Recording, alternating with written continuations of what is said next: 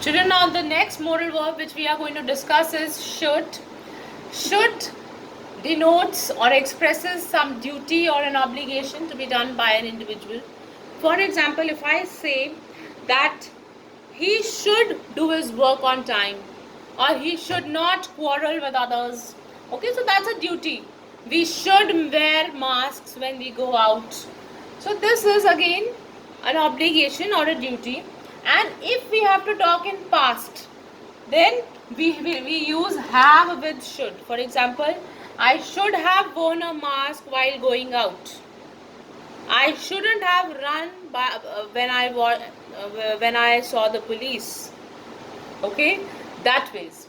Now should also is used as when you give somebody an advice.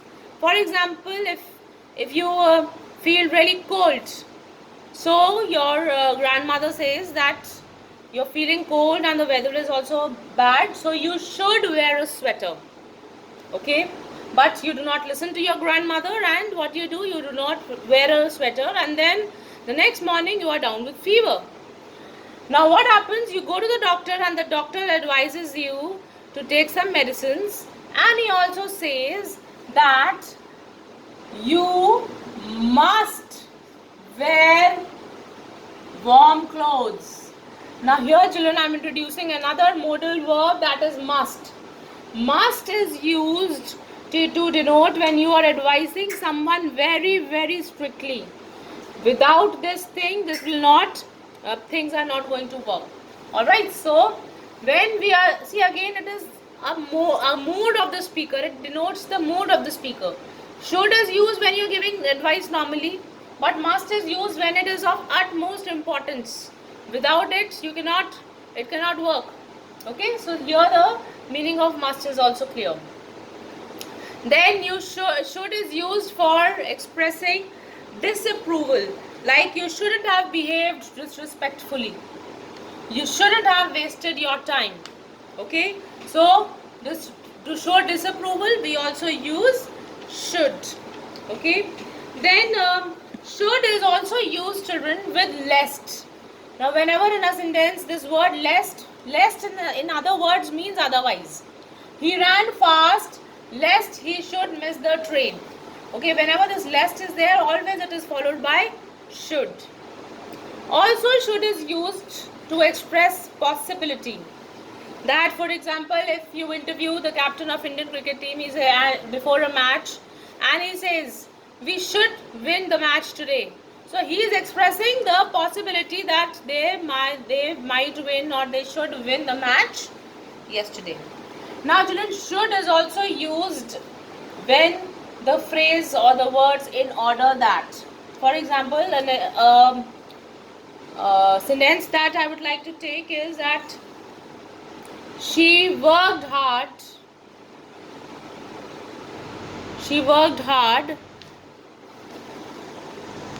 in order that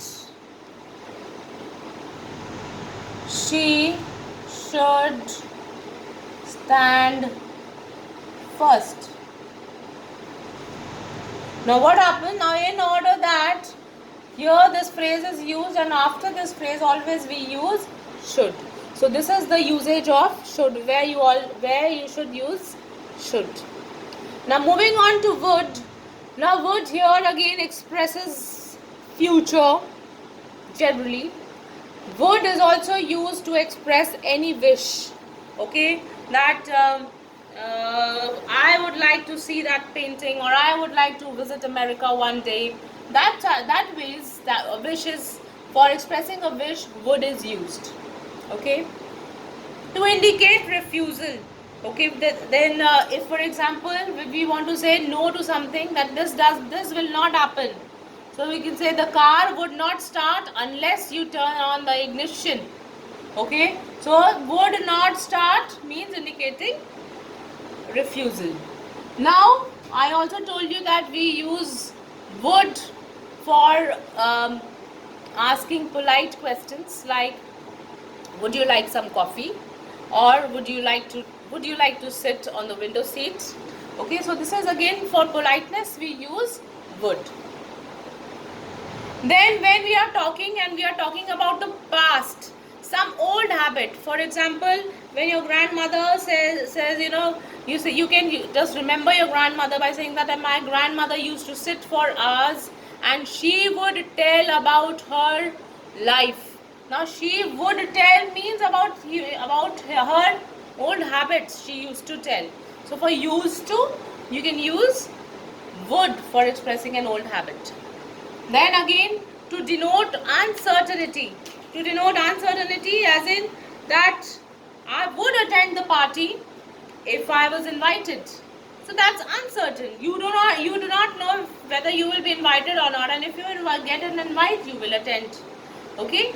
So that denotes something which is uncertain and you do not know. Now children, moving on to the next list of modal verbs, that is can and could.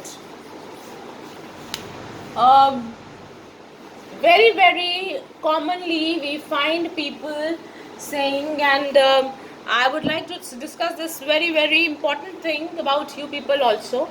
You always say that, ma'am, whenever I ask a question, many people say, ma'am, can I answer? Okay. Now children, can is different from may. Okay. I am going to discuss two modal verbs, may and might. Okay, and can and could. Now if you see children here, can shows the ability. When I say ability, means somebody is able to do something. For example, if you want to say, ma'am, can I go to the toilet? Of course you can go, because God has made you that way. Alright, and you have to ease yourself after some time. So you have to go to the toilet. But when you are asking permission, okay, then you say, ma'am, may I go? Alright? Are you getting the difference? Now can is used when you show ability. Ma'am, I can see the board clearly. When I say I can see the board, means that I have eyes and I can make use of those eyes. But if I say that, ma'am, may I see the board, means you are asking permission. So always from the next time onwards, when you ask ma'am to go to the toilet, never say can I go, may I go, because can denotes ability of a person. Okay, you are able to go to the toilet, but you need permission. Then could is generally said to be used for past tense. Okay, so the usage remains the same only for the past tense, and plus could is also used for asking questions. When you ask questions, that could you mind closing the door, or could you mind doing your work, that ways. Clear?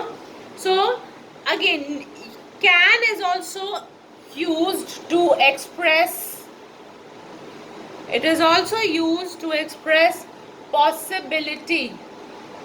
When I say possibility, maybe you can say that you can appear, or you can appear for the exam. Now here there is a possibility. It's up to you. If you want, you can appear. So there is a possibility. Clear? Then can is used to express permission. Alright? Of course, when I say permission, can I go to see a movie is okay. Here you mean to say that you are asking permission, but as I said, can denotes generally the ability, so it's better not to use can and use may instead. Okay. Then can is also used for when we talk about to have the right to. Okay, for example, if I say that you can get the books issued from the library. Okay, now here I want to inform, or I want the other person to know that he or she can get the books issued from the library. Okay, so here it means that he has the right to get the books issued. I hope it is clear. Okay, then could, again, like I told you, that could is used for past tense, for expressing abilities. Even as a child, when I say even as a child he could sing, or even as a child he could write nicely. So instead of can, you use could for denoting the past tense, or you use could for asking polite questions. I hope this much is clear, children. Now coming on to may and might. Now may is used to express permission, like I said, may I use your cycle, or may I have your pen, alright, may I have your attention, whatever. Then may is also used to express a possibility in present or future.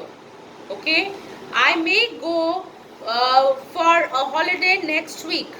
Okay, so you can say that it is again used for possibility. Now children, if you see, for all the modal verbs, the points are almost the same. Here also possibility was there, here also possibility was there. But the difference is, depends upon the mood of the speaker with how much probability he is talking about. So, he may come today. Okay, any kind of probability. When we talk, we say that he may come. Okay. Then, to express some purpose. Now, this is a new one. That is when you are expressing purpose. We eat so that we may live. Now here this is a purpose. We are eating for a purpose. Then we are using may. Alright. Then to express certain concessions, whatever mistakes he may have made, the end result is good. Okay. So when you give somebody a concession, we say you may have 10% discount. So this is a concession that you are giving. So you can say may. Whereas might, children, as a past tense of may, like I told you, might is used as a past tense of may. You can say that we hope that she might succeed.